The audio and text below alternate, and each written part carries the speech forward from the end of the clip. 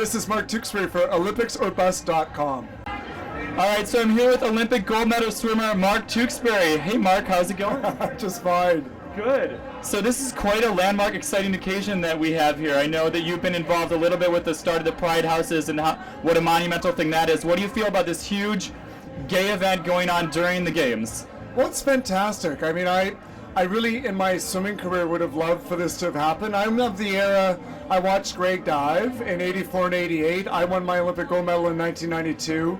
It was a tough time. I was even afraid to go say hi to Greg as a gay person because guilt by association. I mean, it was that kind of world. Yeah. The world of sport, unfortunately, I think is still kind of like that. Yep. But in Vancouver, it's impossible to avoid the gay community. I mean, this is where our LA or New York, they're everywhere. I found it. Everywhere. We're a forerunner of gay rights and culture in Canada, so I think it's a perfect setting, obviously, for the Olympics to have to deal with the gay issue in some form. Yeah, absolutely. Awesome. So tell us, just your experience being at the Pride House so far. What do you think? How did it turn out?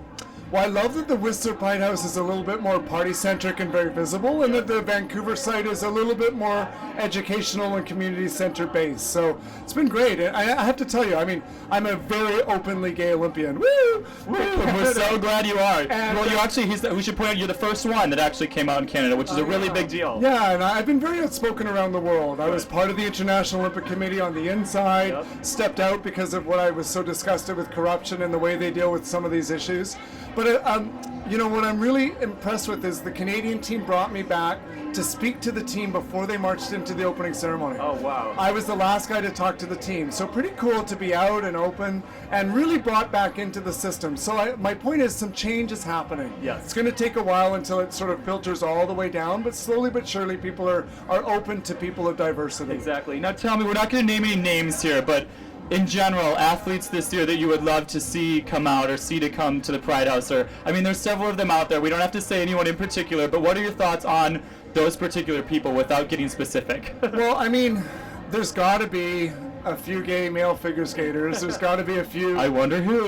Yeah, a few gay women on the lesbian team. A few lesbians on the lesbian team. Yes. Yeah, but you know, it's interesting. I mean, those are the stereotypical sports where you think you might find some. There's probably a luger from Europe. There's probably a bobslayer from, you know, who knows where. And it's those people that I really feel for, that are sort of, they're in sports that nobody even assumes that there might be a gay person. Yeah. They just sort of like, our sport isn't gay, or there's no lesbians in here. And there are. Yeah. And it's really hard for those people, I think, when you're asked to be, remember, sport is about like performing your best under pressure. Absolutely. And when your life is in silos and fear and secrets, it's really hard to tap into that potential. So. You know, we're still waiting for the day. I think the tipping point is going to come when we get some sort of star. Wouldn't it be amazing? Some Olympic champion decides, you know what? At the press conference, I'd really like to thank my girlfriend.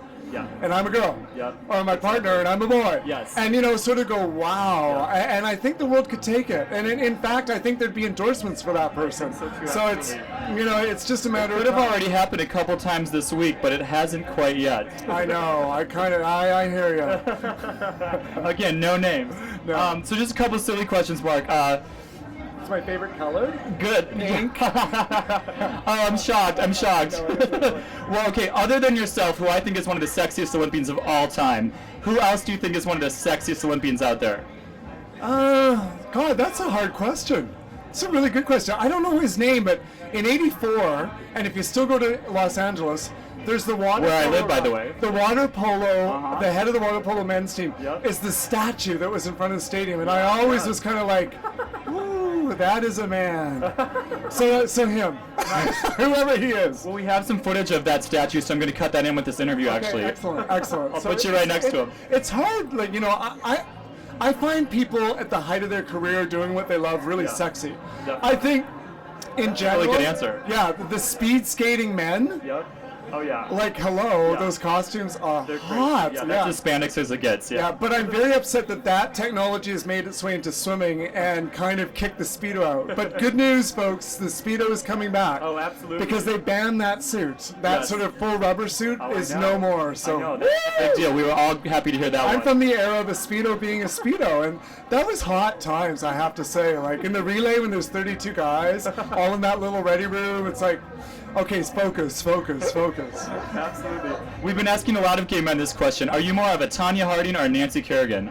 I'm probably a Nancy Kerrigan.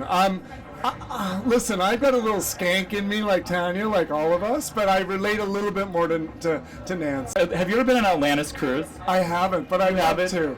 Bring me on to that. I can't wait to go on an Atlantis cruise, and I'd even do a speech. Like, I'm a really good speaker. I'd even like fill one of those little bowls and do a little speech. I think we know somebody that can arrange that and might be able to invite you. I'm giving you a card. Atlantis, see you there. How about you versus the gayness in a cat fight? Me versus Glue Gayness? Yeah. I'm way taller. But mind you, Greg's got good, he's very solid. Yes. And a low center of gravity, so it'd be really hard to push over. But that's a good question. I think I'd win, but of course, who wouldn't say that? We did an interview with Greg before we left, and he did a very nice shout out for you, so I'm wondering if you have anything to say back to him. You know what? Honestly, I really admire Greg. He did not live through an easy time at all. No. Nasty things. Yeah. You know, his name is Luganus. Yeah. The nickname they had for him was so mean. And, you know, he could still, with dignity, rise to the occasion, be the champion he was, and sort of discrimination has to take a back seat to excellence. Yeah, absolutely. So I really admire him for just continuing to be so excellent in spite of all that nastiness coming at him. So shout out right back to Greg. Great. Shout out. And on the subject of shout outs, just to wrap up, do you mind doing a couple shout outs for the camera? Sure. Okay. I'm a beaver, you're a beaver, beavers we are all, and when we get together, we do the beaver call. Is that what you meant? That is what I mean. I can't believe you took the words right out of my mouth. That's exactly what I wanted you to say, The beaver Mark. call, girls. It's not so much the gay guys need to remember that. Girls, it's called the beaver call. This is Mark Tewksbury for Our Scene TV. Thank you so much, Mark. Awesome.